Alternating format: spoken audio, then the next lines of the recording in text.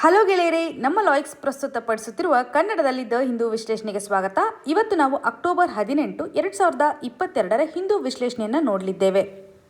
ಇವತ್ತಿನ ಮೊದಲನೇ ಆರ್ಟಿಕಲ್ ಏನಿದೆ, ಪ್ರಧಾನಮಂತ್ರಿ Modiji ಇನಾಗ್ರೇಟ್ಸ್ one nation one fertiliser scheme. ಈ ಒಂದು ಆರ್ಟಿಕಲನ್ನು ಸಿಲೆಬಸಲ್ಲಿ GS paper 2 ನಡಿನಲ್ಲಿ government policies and ಇಂಟರ್ವೆನ್ಷನ್ಗೆ connect ಮಾಡುವಂಥದ್ದು. ಸೊ ಕಂಟೆಕ್ಸ್ಟ್ ಯಾವ ರೀತಿಯಾಗಿದೆ, ಫರ್ಟಿಲೈಸರ್ಗೆ ರಿಲೇಟೆಡ್ ಇರುವಂತೆ ಮೋದಿಜಿಯವರು ಒಂದು ಸ್ಕೀಮನ್ನು ಅನೌನ್ಸ್ ಮಾಡಿದ್ದಾರೆ. ಸೊ ಈ ನಿಟ್ಟಿನಲ್ಲಿ ಸ್ಕೀಮ್ ರಿಲೇಟೆಡ್ ಇರುವಂಥ ಆಬ್ಜೆಕ್ಟಿವನ್ನು ನಾವು ಸ್ಟಡಿ ಮಾಡಬೇಕು. ಇದರ ಒಂದು ಇಂಟೆನ್ಷನ್ ಯಾವ ರೀತಿಯಾಗಿದೆ ಅಂತ ನೋಡಬೇಕು.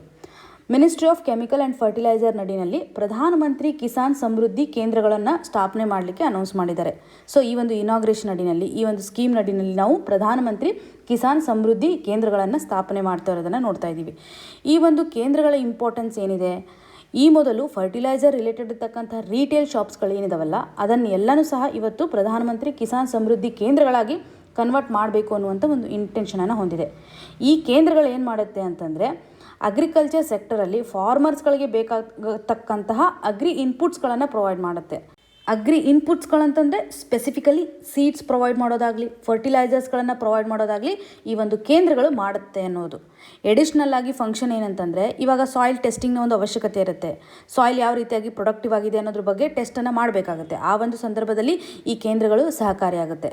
ಇನ್ನು ಸರ್ಕಾರದ ಅಡಿಯಲ್ಲಿ ಫಾರ್ಮರ್ಸ್ಗೆ ರಿಲೇಟೆಡ್ ಇರುವಂಥ ಸಾಕಷ್ಟು ಯೋಜನೆಗಳನ್ನು ತರ್ತಾ ಇದೆ. ಸೊ ಈ ಒಂದು ಯೋಜನೆಗಳ ಬಗ್ಗೆ ಅವೇರ್ನೆಸ್ಸನ್ನು ತರೋದಾಗಲಿ, ಇನ್ಫಾರ್ಮೇಷನ್ಸನ್ನು ಕೊಡೋದಾಗಲಿ, ಅಥವಾ ಇವತ್ತು ಬ್ಲಾಕ್ ಲೆವೆಲಲ್ಲಿ ಅಥವಾ ಡಿಸ್ಟಿಕ್ ಲೆವೆಲಲ್ಲಿ ಕೆಪಾಸಿಟಿ ಬಿಲ್ಡಿಂಗನ್ನು ಎನ್ಹ್ಯಾನ್ಸ್ ಮಾಡಲು ಅಥವಾ ಸರ್ಕಾರ ತಂದಿರುವಂಥ ಯೋಜನೆಗಳನ್ನು ಇಂಪ್ಲಿಮೆಂಟ್ ಮಾಡಲು ಸಹಕಾರಿಯಾಗುವಂಥ ಒಂದು ಅವೇರ್ನೆಸ್ಸನ್ನು ಇವತ್ತು ರೈತರಲ್ಲಿ ತರುತ್ತೆ ಅನ್ನುವಂಥದ್ದನ್ನು ನಾವು ನೋಡ್ಬೋದು. ಕೇಂದ್ರಗಳ ಒಂದು ಇಂಪಾರ್ಟೆನ್ಸ್ ಅಂತಂದರೆ, ಇವತ್ತು ರೈತರಿಗೆ ಎಂಪವರ್ ಮಾಡೋದ್ರ ಜೊತೆಗೆ ಅವ್ರಿಗೆ ಬೇಕಾಗಿರುವಂತಹ ಒಂದು ಅಗ್ರಿ ಇನ್ಪುಟ್ಸನ್ನು ಪ್ರೊವೈಡ್ ಮಾಡುತ್ತೆ. ಸೊ ಈ ಒಂದು ಕೇಂದ್ರಗಳ ಕಾರ್ಯ ನಮಗೆ ಕ್ಲಿಯರ್ ಆಯಿತು. ಇದರ ಜೊತೆಗೆ ಪ್ರಧಾನಮಂತ್ರಿ ಭಾರತೀಯ ಜನ್ ಉರ್ವರಕ್ ಪರಿಯೋಜನಾ ಅನ್ನುವಂಥ ಸ್ಕೀಮನ್ನು ಲಾಂಚ್ ಮಾಡಿದ್ದಾರೆ. ಒನ್ ನೇಷನ್ ಒನ್ ಫರ್ಟಿಲೈಸರ್ ಅಂತಕ್ಕಂಥ ಥೀಮಿಂದ ನಮ್ಮ ದೇಶದಾದ್ಯಂತ ಒಂದೇ ರೀತಿಯಾದಂತಹ ಫರ್ಟಿಲೈಸರನ್ನು ನಾವು ಬಳಕೆ ಮಾಡ್ಕೋಬೇಕು. ಸಿಂಗಲ್ ಬ್ರ್ಯಾಂಡ್ ನೇಮಿಂದ ನಾವು ಫರ್ಟಿಲೈಸರ್ ಕಂಪನೀಸ್ಗೆ ಪ್ರಮೋಷನನ್ನು ಕೊಡಬೇಕು. ಭಾರತ್ ಅನ್ನುವಂಥ ಒಂದು ನೇಮು, ಇವಾಗ ಯೂರಿಯಾ ಬ್ಯಾಗ್ ಅಂತ ಇದ್ದರೆ ಭಾರತ್ ಯೂರಿಯಾ ಬ್ಯಾಗನ್ನು ಲಾಂಚ್ ಮಾಡಿರೋದು ನೋಡಿದ್ವಿ. ಈ ಪ್ರೋಗ್ರಾಮ್ ಅಡಿನಲ್ಲೇ ಈ ಒಂದು ಭಾರತ್ ಯೂರಿಯಾ ಬ್ಯಾಗನ್ನು ಲಾಂಚ್ ಮಾಡಿದ್ದಾರೆ. ಸೊ ಫರ್ಟಿಲೈಸರ್ಗೆ ರಿಲೇಟೆಡ್ ಇರತಕ್ಕಂಥ ಏನೇ ಪ್ರಾಡಕ್ಟ್ ಇದ್ರೂ ಈ ಭಾರತ್ ಥೀಮಿಂದ ಲಾಂಚ್ ಮಾಡಬೇಕು ಅನ್ನುವಂಥದ್ದು. ಸೊ ಇದರಿಂದ ನಮ್ಮ ದೇಶದಲ್ಲಿ ಫರ್ಟಿಲೈಸರ್ಗೆ ಸಂಬಂಧಪಟ್ಟಂತೆ ಏನೇ ಕನ್ಫ್ಯೂಷನ್ ಇದ್ದರೂ, ಕ್ವಾಲಿಟಿ ವೈಸ್ ಆಗಿರ್ಬೋದು, ಅವೈಲಬಿಲಿಟಿ ಬಗ್ಗೆ ಇರ್ಬೋದು, ಅಥವಾ ಅಫೋರ್ಡೆಬಿಲಿಟಿ ಇರ್ಬೋದು, ಸೊ ಇದನ್ನೆಲ್ಲ ದೂರ ಮಾಡಲಿಕ್ಕೆ ನಮ್ಮ ದೇಶದಲ್ಲಿ ಫರ್ಟಿಲೈಸರ್ ಒಂದೇ ನೇಮಿಂದ, ಒಂದೇ ಬ್ರ್ಯಾಂಡಿಂದ ಹಾಗೂ ಒಂದೇ ಕ್ವಾಲಿಟಿಯಿಂದ ಸಿಗಬೇಕು ಅಂತ ಈ ಪ್ರೋಗ್ರಾಮನ್ನು ಲಾಂಚ್ ಮಾಡಿದ್ದಾರೆ. ಸೊ ಇದರಿಂದ ಫರ್ಟಿಲೈಸರ್ ಕಾಸ್ಟು ಸಹ ಪ್ರಾಪರ್ ಆಗಿರುತ್ತೆ. ಇದರಿಂದ ಫರ್ಟಿಲೈಸರ್ ಕಾಸ್ಟನ್ನು ರೆಡ್ಯೂಸ್ ಮಾಡ್ಬೋದು. ಹಾಗೂ ಇದರಿಂದ ಡೈವರ್ಷನ್ ಏನಾಗ್ತಿತ್ತಲ್ಲ, ಸಬ್ಸಿಡಿಯನ್ನು ಕೊಡೋದ್ರಿಂದ ಫರ್ಟಿಲೈಸರ್ ರಿಲೇಟೆಡ್ ಇರ್ತಕ್ಕಂಥ ಡೈವರ್ಷನ್ ಆಗ್ತಿತ್ತಲ್ಲ, ಸೊ ಆ ಎಲ್ಲ ಇಶ್ಯೂಸ್ಗಳನ್ನು ಅಡ್ರೆಸ್ ಮಾಡ್ಬೋದು ಅನ್ನುವಂಥದ್ದು. ಸೊ ಇದರಿಂದ ಅವೈಲಬಿಲಿಟಿ ಇನ್ಕ್ರೀಸ್ ಆಗುತ್ತೆ. ಫಾರ್ಮರ್ಸ್ಗಳಿಗೆ ಬೇಕಾಗುವಂಥ ಒಂದು ಫರ್ಟಿಲೈಸರ್ ಫುಲ್ಫಿಲ್ಮೆಂಟನ್ನು ಈ ಪ್ರೋಗ್ರಾಮ್ ಮಾಡುತ್ತೆ ಅನ್ನುವಂಥದ್ದು ಕ್ಲಿಯರಾಗಿ ಗೊತ್ತಿರಬೇಕು. ಇಷ್ಟು ಇನ್ಫಾರ್ಮೇಷನ್ ಈ ಒಂದು ಆರ್ಟಿಕಲ್ಗೆ ರಿಲೇಟೆಡ್ ಇರುವಂತೆ ನಾವು ತೆಗೆದುಕೊಳ್ಬೇಕಾಗಿರುವಂಥ ಅಪ್ಡೇಷನ್. ಇನ್ನು ಮುಂದಿನ article, about 41.5 crore Indians out of multi dimensional poverty since 2005 and 6. ಈ ಆರ್ಟಿಕಲನ್ನು ಸಿಲೆಬಸಲ್ಲಿ GS ಪೇಪರ್ 3 ನಡಿನಲ್ಲಿ ಎಕನಾಮಿಗೆ ಸಂಬಂಧಪಟ್ಟಂತೆ ಪಾವರ್ಟಿ ಟಾಪಿಕಲ್ಲಿ ಕನೆಕ್ಟ್ ಮಾಡ್ಕೋಬೋದು. ಸೊ ಆರ್ಟಿಕಲಲ್ಲಿ ಮಲ್ಟಿ ಡೈಮೆನ್ಷನಲ್ ಪಾವರ್ಟಿ ಇಂಡೆಕ್ಸ್ಗೆ ಸಂಬಂಧಪಟ್ಟಂತೆ ಭಾರತದ ಸ್ಟೇಟಸ್ ಯಾವ ರೀತಿಯಾಗಿದೆ ಅನ್ನೋದ್ರ ಬಗ್ಗೆ ಫ್ಯಾಕ್ಚುಯಲ್ ಇನ್ಫಾರ್ಮೇಷನನ್ನು ಕೊಟ್ಟಿದ್ದಾರೆ. ಸೊ ಯಾವ ರೀತಿಯಾಗಿ 2005 ಮತ್ತು 6ರಿಂದ ಈ ಒಂದು 15 years ಗ್ಯಾಪಲ್ಲಿ ಏನು ಬದಲಾವಣೆ ಆಗಿದೆ, ಬಡತನದ ಒಂದು ಸ್ಟೇಟಸ್ ಯಾವ ರೀತಿಯಾಗಿದೆ ಅನ್ನೋದ್ರ ಬಗ್ಗೆ ಕೊಟ್ಟಿದ್ದಾರೆ. ಸೊ ಇದು ಗ್ಲೋಬಲ್ ಲೆವೆಲಲ್ಲಿ ಕನ್ಸಿಡರ್ ಮಾಡುವಂತಹ ಮಲ್ಟಿ ಡೈಮೆನ್ಷನಲ್ ಪಾವರ್ಟಿ ಇಂಡೆಕ್ಸ್. ಈ ಒಂದು ಇಂಡೆಕ್ಸನ್ನು 2010ರಿಂದ ಯುನೈಟೆಡ್ ನೇಷನ್ಸ್ ಡೆವಲಪ್ಮೆಂಟ್ ಪ್ರೋಗ್ರಾಮ್ ಹಾಗೂ Oxford poverty and human development initiative start ಮಾಡಿರುವಂಥದ್ದು. ಸೊ ಇದು ನಮಗೆ ಇಂಪಾರ್ಟೆಂಟು. ಎಕ್ಸಾಮಿನೇಷನಲ್ಲಿ ಡೈರೆಕ್ಟಾಗಿ ಸ್ಟೇಟ್ಮೆಂಟ್ ವೈಸ್ ಕ್ವಶನ್ಸನ್ನು ಕೇಳಬಹುದು. ಸೊ ಪಾವರ್ಟಿ ಅಂತ ಬಂದಾಗ ಇದು ಯೂನಿ ಡೈಮೆನ್ಷನಲ್ ಆಗಿ ನಾವು ಕನ್ಸಿಡರ್ ಮಾಡಲ್ಲ.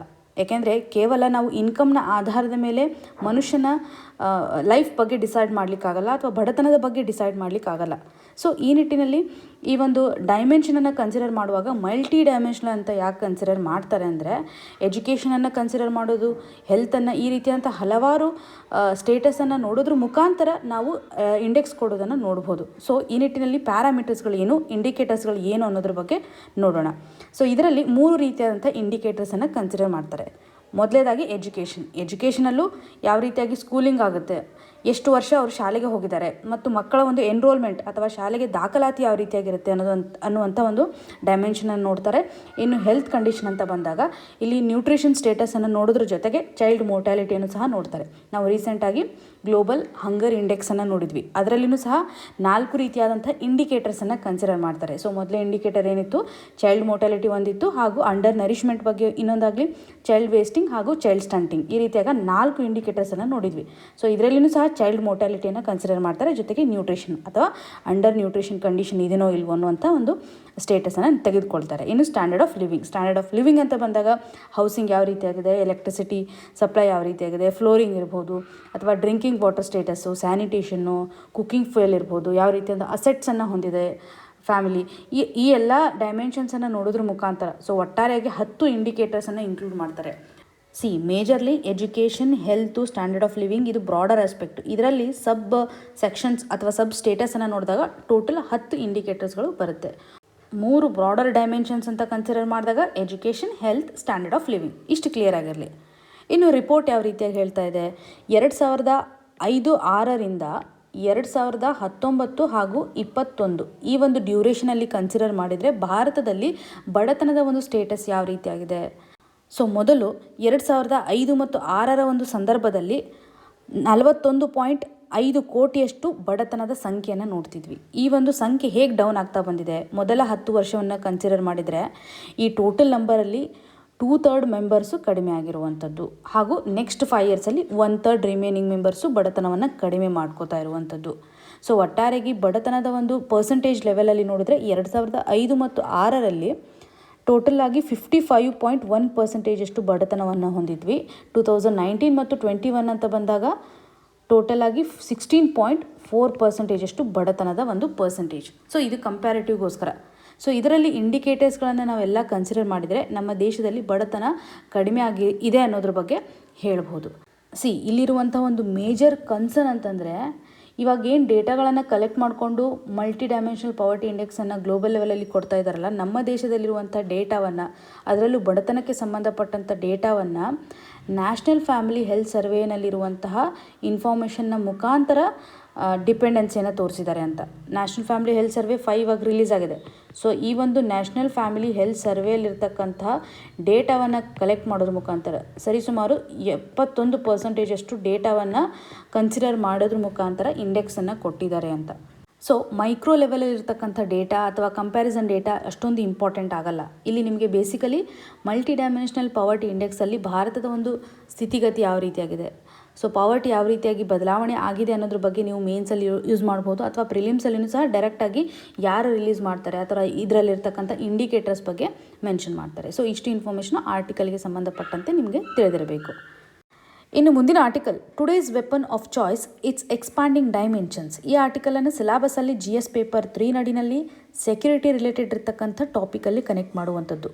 ಸೊ ಆರ್ಟಿಕಲಲ್ಲಿ ಸೈಬರ್ ಥ್ರೆಟ್ ಯಾವ ರೀತಿಯಾಗಿ ಇವತ್ತು ಕಂಟ್ರಿಗಳ ಮಧ್ಯೆ ವಾರನ್ನು ಕ್ರಿಯೇಟ್ ಮಾಡ್ತಾ ಇದೆ. ಸೊ ಇದೊಂದು ಹೈಬ್ರಿಡ್ ವಾರ್ ಆಗಿ ಯಾವ ರೀತಿಯಾಗಿ ಕನ್ವರ್ಟ್ ಆಗಿದೆ.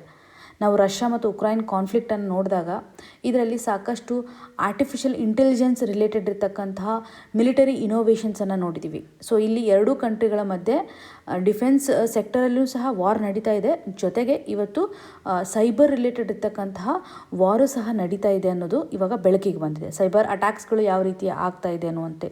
ಸೊ ಇಲ್ಲಿರ್ತಕ್ಕಂಥ ಅವೇರ್ನೆಸ್ಸು ಇವತ್ತು ಗ್ರೇ ಝೋನ್ ಆಪರೇಷನ್ಸ್.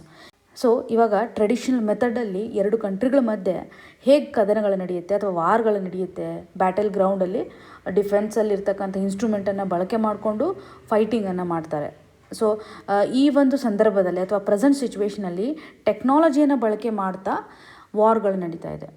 ಟೆಕ್ನಾಲಜಿ ಒಂದು ಎಮರ್ಜಿಂಗ್ ಚಾಲೆಂಜ್ ಆಗಿದೆ ಅನ್ನುವಂಥದ್ದು. ಸೊ ಆರ್ಟಿಕಲಲ್ಲಿ ಸೈಬರ್ ಸ್ಪೇಸಲ್ಲಿ ಇವತ್ತು ಆಗ್ತಕ್ಕಂಥ ಒಂದು ಕಮ್ಯುನಿಕೇಷನ್ ಟೆಕ್ನಾಲಜಿ ಇರ್ಬೋದು ಅಥವಾ ಹಾರ್ಡ್ವೇರನ್ನು ಬಳಕೆ ಮಾಡ್ಕೊಳ್ಳೋದ್ರ ಮುಖಾಂತರ ಮತ್ತು ಡೇಟಾಗಳನ್ನು ಯೂಸ್ ಮಾಡ್ಕೊಳ್ಳೋದ್ರ ಮುಖಾಂತರ, ಸಾಫ್ಟ್ವೇರ್ ಪ್ರೊಸೆಸನ್ನು ಬಳಕೆ ಮಾಡ್ಕೊಳ್ಳೋದ್ರ ಮುಖಾಂತರ, ಸೊ ಒಟ್ಟಾರೆಯಾಗಿ ಇವತ್ತು ನ್ಯಾಷನಲ್ ಪವರನ್ನು ಥ್ರೆಟ್ ಮಾಡ್ತಕ್ಕಂಥ ಸಿಚುವೇಶನ್ಸನ್ನು ಈ ಒಂದು ನೆಟ್ವರ್ಕ್ನ ಮುಖಾಂತರ ಮಾಡ್ತಾ ಇದ್ದಾರೆ ಅನ್ನುವಂಥದ್ದು. ಈ ಒಂದು ಸೈಬರ್ ಸ್ಪೇಸ್ನಿಂದಾಗಿ ದೇಶದ ಒಂದು ಪವರನ್ನು ಇವತ್ತು ಟ್ಯಾಕಲ್ ಮಾಡ್ತಾ ಇದ್ದಾರೆ. ಫಾರ್ ಎಕ್ಸಾಂಪಲ್ ಇವಾಗ ಪ್ಲೇನ್ಸ್ಗಳನ್ನು ಹೈಜಾಕ್ ಮಾಡ್ಬೋದು. ಸೊ ಇದರಿಂದ ಕಂಟ್ರಿಗಳ ಡಿಫೆನ್ಸ್ ಆ್ಯಕ್ಟಿವಿಟಿನೂ ಸಹ ಇಲ್ಲಿ ಹಾರ್ಮ್ ಆಗುತ್ತೆ ಅನ್ನುವಂಥದ್ದು. ಹಾಗಾಗಿ ಇದನ್ನು ಹೈಬ್ರಿಡ್ ವಾರ್ ಅಂತ ಕರೀತಾ ಇದ್ದಾರೆ. ಸೊ ಸೈಬರ್ ಕಮಾಂಡ್ ಯಾವ ರೀತಿಯಾಗಿ ಇವತ್ತು ಬಳಕೆಗೆ ಬರ್ತಾ ಇದೆ, ಸೈಬರ್ ಥ್ರೆಟ್ ಯಾವ ರೀತಿಯಾಗಿ ಒಂದು ದೇಶಕ್ಕೆ ಹಾಮನ್ನು ಮಾಡ್ತಾ ಇದೆ. ಸೊ ಸೈಬರ್ ಸ್ಪೇಸ್ಗೆ ರಿಲೇಟೆಡ್ ಇರತಕ್ಕಂಥ ಸೆಕ್ಯುರಿಟಿ ಕನ್ಸರ್ನನ್ನು ಇಲ್ಲಿ ಎಕ್ಸ್ಪ್ರೆಸ್ ಮಾಡಿದ್ದಾರೆ. ಸೊ ಅದರಲ್ಲೂ ಇವಾಗ ಭಾರತದಲ್ಲಿ ರೀಸೆಂಟಾಗಿ ರಷ್ಯನ್ ಪರ್ಸನನ್ನು ಅರೆಸ್ಟ್ ಮಾಡಿದ್ದಾರೆ. ಸೊ ರಷ್ಯನ್ ಪರ್ಸನ್ ಏನು ಮಾಡಿದರು ಅಂದರೆ, ಒಂದು IITಸಲ್ಲಿರ್ತಕ್ಕಂಥ ಎಕ್ಸಾಮಿನೇಷನಲ್ಲಿ, ಅದರಲ್ಲೂ ಎಂಟ್ರೆನ್ಸ್ ಎಕ್ಸಾಮಿನೇಷನಲ್ಲಿ ಸೊ ಕಂಪ್ಯೂಟರ್ಸನ್ನು ಬಳಕೆ ಮಾಡ್ಕೊಳ್ಳೋದ್ರ ಮುಖಾಂತರ ಒಂದು ಹ್ಯಾಕಿಂಗ್ ಮಾಡಿದರು. ಸೊ ಈ ಒಂದು ಸಂದರ್ಭದಲ್ಲಿ ರಷ್ಯನ್ ಪರ್ಸನನ್ನು ಭಾರತದಲ್ಲಿ ಅರೆಸ್ಟ್ ಮಾಡಿರೋದನ್ನು ನೋಡ್ಬೋದು. ಇದರಿಂದ ಈ ರೀತಿಯಾದಂತಹ ಥ್ರೆಟ್ಟನ್ನು ತರೋದ್ರಿಂದ ನಮ್ಮ ದೇಶದ ಪ್ರೆಸ್ಟೀಜ್ ಯಾವ ರೀತಿಯಾಗಿರುತ್ತೆ, ಗ್ಲೋಬಲ್ ಲೆವೆಲಲ್ಲಿ ನಮ್ಮ ದೇಶದ ಪ್ರೊಜೆಕ್ಷನ್ ಯಾವ ರೀತಿಯಾಗಿರುತ್ತೆ. ಜಾಯಿಂಟ್ ಎಂಟ್ರೆನ್ಸ್ ಎಕ್ಸಾಮಿನೇಷನ್ನು ನಮ್ಮ ದೇಶದಲ್ಲಿ ಒಂದು ಪ್ರೆಸ್ಟೀಜಿಯಸ್ ಎಕ್ಸಾಮ್ ಇರೋದ್ರಿಂದ ಈ ಎಲ್ಲ ಥ್ರೆಟ್ಗಳು ನಮ್ಮ ಎಜುಕೇಷನಲ್ ಇನ್ಸ್ಟಿಟ್ಯೂಷನಲ್ಲಿ ಒಂದು ಪ್ರೊಜೆಕ್ಷನನ್ನು ರಾಂಗ್ ವೇನಲ್ಲಿ ಅಥವಾ ರಾಂಗ್ ಮೆಸೇಜನ್ನು ಕೊಡ್ತಾ ಇದ್ದಾರೆ. ಇದಕ್ಕೆ ನಾವು ಏನಂತೀವಿ, ಗ್ರೇ ಝೋನ್ ವಾರ್ಫೇರ್ ಅಂತ, ಅಥವಾ ಗ್ರೇ ಝೋನ್ ಆಪರೇಷನ್ಸ್ಗಳು. ಸೊ ಸೈಬರ್ ಅಟ್ಯಾಕ್ ಮುಖಾಂತರ ಒಂದು ದೇಶದ ಪವರನ್ನು ಡಿಮಿನಿಷ್ ಮಾಡುವಂಥದ್ದು. ಸೊ ಇದರಿಂದ ಸೈಬರ್ ರಿಲೇಟೆಡ್ ಇರ್ತಕ್ಕಂತಹ ಕಂಟ್ರೋಲನ್ನು ಮಾಡಬೇಕು. ಸಿಗ್ನಿಫಿಕೆಂಟ್ಲಿ ಇವಾಗ ಹೆಚ್ಚಿನ ಒಂದು ಕೇಸಸ್ಗಳನ್ನು ನಾವು ನೋಡ್ತಾ ಇದ್ದೀವಿ. ಸೈಬರ್ ಅಟ್ಯಾಕ್ಗೆ ಸಂಬಂಧಪಟ್ಟಂತೆ ಸಾಕಷ್ಟು ತೊಂದರೆಗಳಾಗ್ತಾ ಇದ್ದಾವೆ. ನ್ಯಾಷನಲ್ ಅಸೆಟ್ಗೂ ಸಹ ಇವತ್ತು ತೊಂದರೆ ಆಗುವಂಥದ್ದು, ನ್ಯಾಷನಲ್ ಇನ್ಫ್ರಾಸ್ಟ್ರಕ್ಚರ್ಗೂ ಇವತ್ತು ತೊಂದರೆ ಆಗ್ತಕ್ಕಂಥ ಸಿಚುವೇಶನ್ಸ್ಗಳಿದ್ದಾವೆ. ಸೊ ಈ ಎಲ್ಲ ಸೈಬರ್ ರಿಲೇಟೆಡ್ ಇರ್ತಕ್ಕಂಥ ಇಶ್ಯೂಸ್ಗಳನ್ನು ಅಡ್ರೆಸ್ ಮಾಡಲಿಕ್ಕೆ ನಾವು ನಮ್ಮ ಒಂದು ಸೈಬರ್ ಸ್ಪೇಸನ್ನು ಸ್ಟ್ರೆಂಥನ್ ಮಾಡಬೇಕು ಅನ್ನುವಂಥದ್ದು. ಗ್ಲೋಬಲ್ ಲೆವೆಲಲ್ಲಿರುವಂತಹ ರಷ್ಯಾ ಉಕ್ರೈನ್ ಕ್ರೈಸಿಸನ್ನು ಒಂದು ಎಕ್ಸಾಂಪಲ್ ಆಗಿ ನಾವು ಕನ್ಸಿಡರ್ ಮಾಡ್ತಾ ಸೈಬರ್ ರಿಲೇಟೆಡ್ ಇರ್ತಕ್ಕಂಥ ಕಂಟ್ರೋಲನ್ನು ತರಬೇಕು ಅನ್ನುವಂಥ ಒಂದು ಕನ್ಸರ್ನನ್ನು ಇಲ್ಲಿ ವ್ಯಕ್ತಪಡಿಸಿದ್ದಾರೆ. ಸೊ ಮೇನ್ಸ್ ಲೆವೆಲಲ್ಲಿ ಬೇಕಾಗ್ತಕ್ಕಂಥ ಫ್ಯೂ ಡೈಮೆನ್ಷನ್ಸನ್ನು ಮಾತ್ರ ಈ ಆರ್ಟಿಕಲಿಂದ ನಾವು ಕನೆಕ್ಟ್ ಮಾಡ್ಕೋಬೋದು. ಪ್ರಿಲಿಮ್ಸಲ್ಲಿ ಅಷ್ಟೊಂದು ಇಂಪಾರ್ಟೆನ್ಸನ್ನು ಈ ಆರ್ಟಿಕಲ್ ನಮಗೆ ತೋರಿಸೋದಿಲ್ಲ. ಇನ್ನು ಮುಂದಿನ article, how does tokenisation prevent online card fraud. ಈ ಆರ್ಟಿಕಲನ್ನು ಸಿಲಾಬಸಲ್ಲಿ GS ಪೇಪರ್ 3 ನಡಿನಲ್ಲಿ ನೋಡಿದಾಗ ಎಕನಾಮಿಗೆ ಸಂಬಂಧಪಟ್ಟಂತೆ ಬ್ಯಾಂಕಿಂಗ್ ರಿಫಾರ್ಮ್ಸಲ್ಲಿ ಕನೆಕ್ಟ್ ಮಾಡ್ಕೋಬೋದು. ಸೊ ಆರ್ಟಿಕಲ್ನ ಕಂಟೆಕ್ಸ್ಟ್ ಏನಿದೆ, RBI ರೀಸೆಂಟ್ಲಿ ಟೋಕನೈಸೇಷನನ್ನು ಮ್ಯಾಂಡೇಟರಿ ಮಾಡಿರುವಂಥ ನಿಟ್ಟಿನಲ್ಲಿ ಇದರ ಒಂದು ಬೆನಿಫಿಟ್ ಯಾವ ರೀತಿಯಾಗಿದೆ ಅಂತ ಆರ್ಟಿಕಲನ್ನು ನೋಡ್ಬೋದು. ಸೊ ಟೋಕನೈಸೇಷನ್ ಅಂದರೆ ಏನು, ಇದರಿಂದ ಏನು ಬೆನಿಫಿಟ್ ಆಗಿದೆ ಅನ್ನೋದ್ರ ಬಗ್ಗೆ ಆರ್ಟಿಕಲಿಂದ ತಿಳ್ಕೋಬೇಕು. ಸೊ ಮೊದಲೇದಾಗಿ ಟೋಕನೈಸೇಷನ್ನ ಅವಶ್ಯಕತೆ ಏನಿದೆ, ಯಾಕೆ ನಾವು ಈ ಒಂದು ಟೋಕನೈಸೇಷನ್ಗೆ ಇಂಪಾರ್ಟೆನ್ಸನ್ನು ಕೊಡಬೇಕು ಅಂತಂದರೆ, ಇವತ್ತು ನಾವು ಯಾವುದೇ ರೆಸ್ಟೋರೆಂಟ್ಗೆ ಹೋದಾಗ ಅಥವಾ ಯಾವುದೋ ಒಂದು ಶಾಪಿಂಗ್ ಮಾಲಲ್ಲಿ ಹೋದಾಗ ಕ್ರೆಡಿಟ್ ಕಾರ್ಡ್ಗಳನ್ನು ಬಳಕೆ ಮಾಡ್ಕೊಳೋದ್ರ ಮುಖಾಂತರ ಅಥವಾ ಡೆಬಿಟ್ ಕಾರ್ಡ್ಗಳನ್ನು ಬಳಕೆ ಮಾಡ್ಕೊಳೋದ್ರ ಮುಖಾಂತರ ಅಮೌಂಟನ್ನು ಪೇ ಮಾಡ್ತೀವಿ.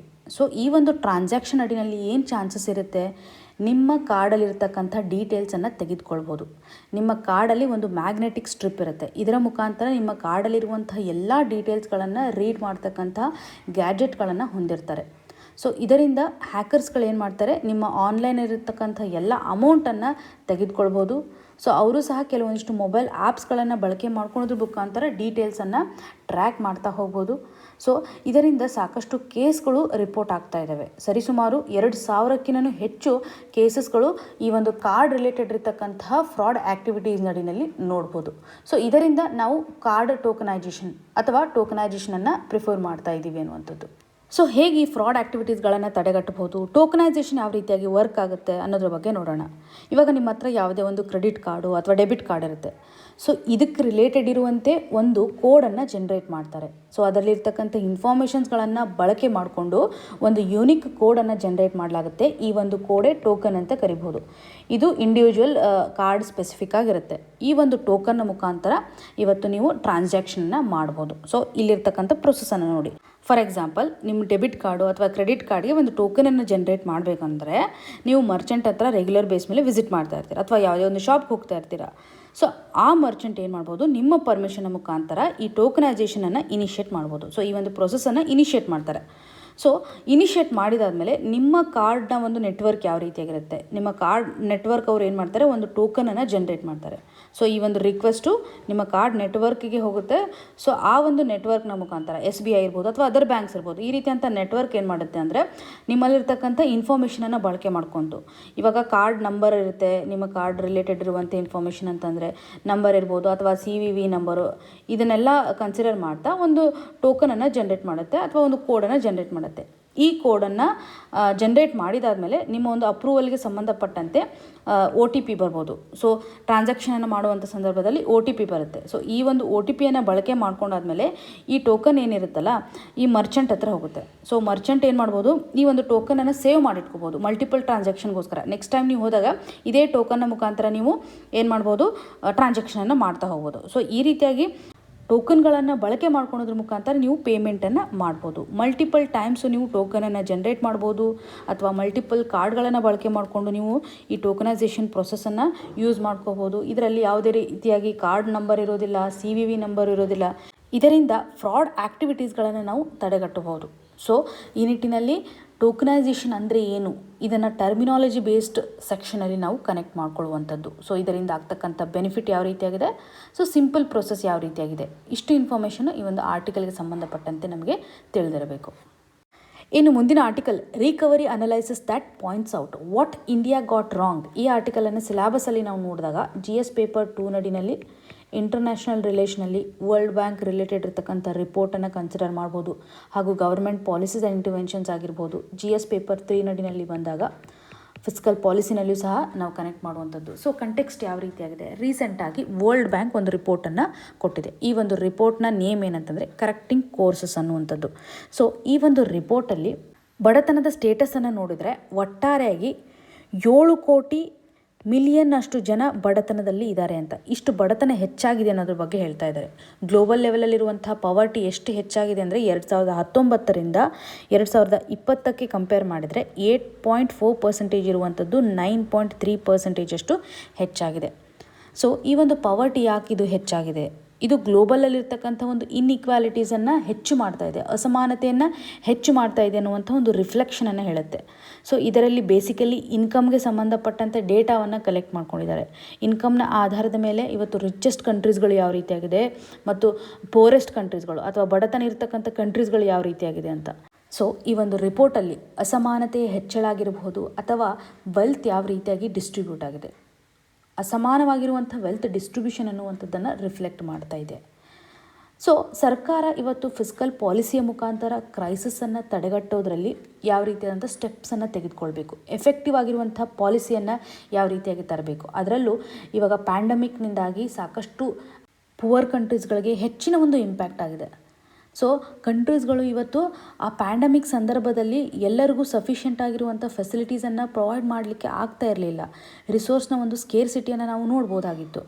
ಸೊ ಈ ಒಂದು ರಿಪೋರ್ಟ್ ಐಡೆಂಟಿಫೈ ಮಾಡಿರುವಂಥ ಪ್ರಕಾರ ಫಿಸ್ಕಲ್ ಪಾಲಿಸಿ ನಡಿನಲ್ಲಿ ಸರ್ಕಾರಗಳು ಬೇಸಿಕಲಿ 3 ರೀತಿಯಾದಂತಹ ಬದಲಾವಣೆಗಳನ್ನು ಅಥವಾ ಟಾರ್ಗೆಟ್ಸನ್ನು ಹಾಕ್ಕೋಬೇಕಿತ್ತು ಅನ್ನುವಂಥದ್ದನ್ನು ಕೊಟ್ಟಿದ್ದಾರೆ, ಅಥವಾ ಸರ್ಕಾರದ ಒಂದು ಪ್ರಯಾರಿಟಿ ಯಾವ ರೀತಿಯಾಗಿರಬೇಕು ಅಂತ ಹೇಳಿದ್ದಾರೆ.